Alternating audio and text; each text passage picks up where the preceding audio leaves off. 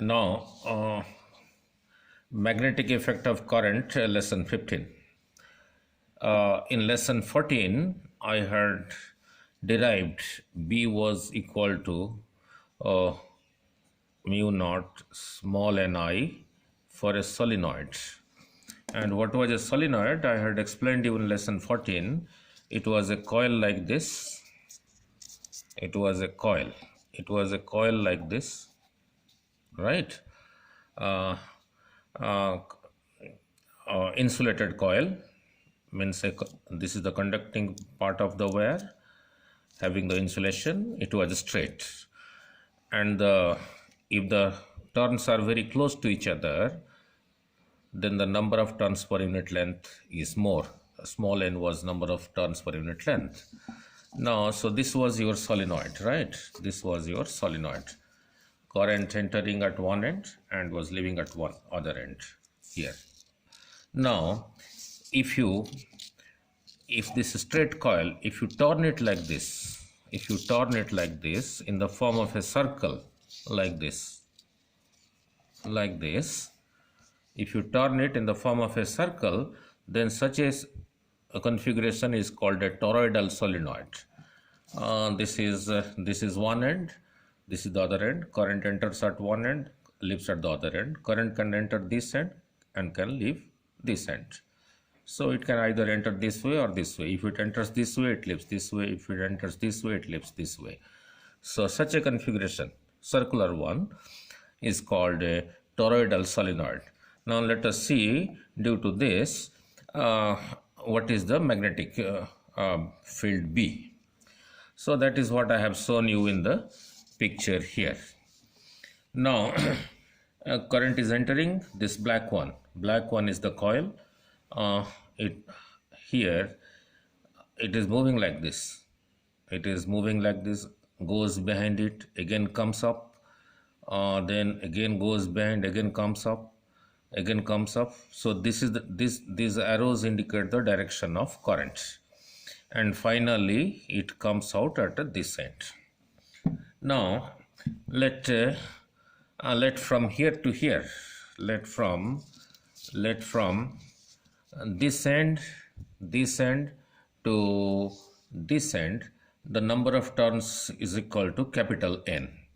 So if you give it a circular shape like this, then the total number of turns from here to here is also capital N, the same total number of turns. But that total number of turns is spread in a length 2 pi r if this is circular. So that is what we are going to explain and derive the expression. Let capital N is the total number of turns in this coil in the form of a circle. Turn number 1, 2, 3, 4, 5, 6, 7, 8, 9, so on up to n number of turns. I is equal to current in each turn. Now, this red one, this red circle of radius r is a circular closed path. Consider a circular closed path of radius r, from here to here radius r. Therefore, from this point along this line up to this point is equal to 2 pi r. Now, through this closed path, look, here is current I, current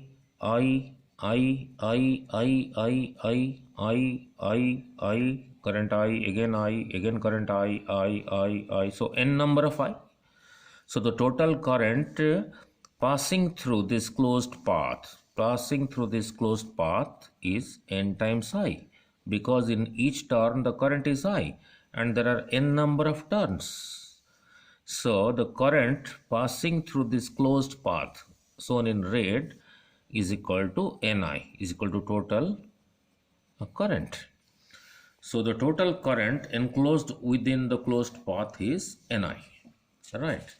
Now let us, and we know from Ampere circuital law, if this is current I, you consider a closed path around it, then through this closed path current passing is I, and taking a small part of this closed path as dl, And when this was integrated, B dot dl was integrated over the whole closed path, this had given us mu naught times I.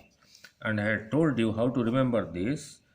Mu naught times the current passing through the closed path. Suppose, suppose this is a closed path. Through this where current passing is I1. Here is another where current passing is I2. Then through this closed path, total current passing is I1 plus I2. So for this case, if you integrate B dot dl over the whole closed path, according to Ampere circuital law, it should be mu naught times the current passing through that closed path, that is I1 plus I2, I1 plus I2. So this was your Ampere circuital law. B dot dl was equal to mu naught times I. And remember, I is the current passing through the closed path. So in this case, the current passing through this closed path, I plus I plus I plus I plus I up to n number of I's. N number of I's. So the total current is Ni. So for this closed path, B dot dl will be mu naught times Ni. Now B is a constant taken out, integration of dl will be mu naught Ni dl. Now dl is what? dl is what? A small part of this red portion. A small part, let's say this much part is dl. Again dl, again dl, again dl, again dl. So if you integrate this whole dl, you will get a 2 pi r, 2 pi capital R. So integration of dl is 2 pi capital R is equal to mu naught Ni. So 2 pi r comes to the right hand side, it gets divided, right? So mu naught n by 2 pi r I. And what is this? Number of turns per unit length. Because in this 2 pi r, total number of, in 2 pi r, total number of turns is equal to n. So per unit length is equal to n by 2 pi capital R. This I write as small n, number of turns per unit length. Number of turns per unit length. So for this I substitute small n, number of turns per unit length. So B comes out to be mu naught Ni, where n is equal to n over 2 pi r, number of turns per unit length. Means if this is more, then B will be more. Means if the turns are very close to each other, for example in this case, whatever will be the magnetic fields, if the turns are close to each other, then the number of turns per unit length increases. So capital B will also increases. Now in the previous lesson I had told you, if you watch from this side, if the current is clockwise, this side behaves as south pole. And if you watch from this side, current will be anti-clockwise, this will behave as a north pole. So this whole solenoid in the previous lecture was behaving as a, this whole solenoid in the previous lecture was behaving as a bar magnet. Now in case of a toroidal solenoid, both north pole and south pole they are together, means this behaves as a magnet having no poles, right? So that is what it is.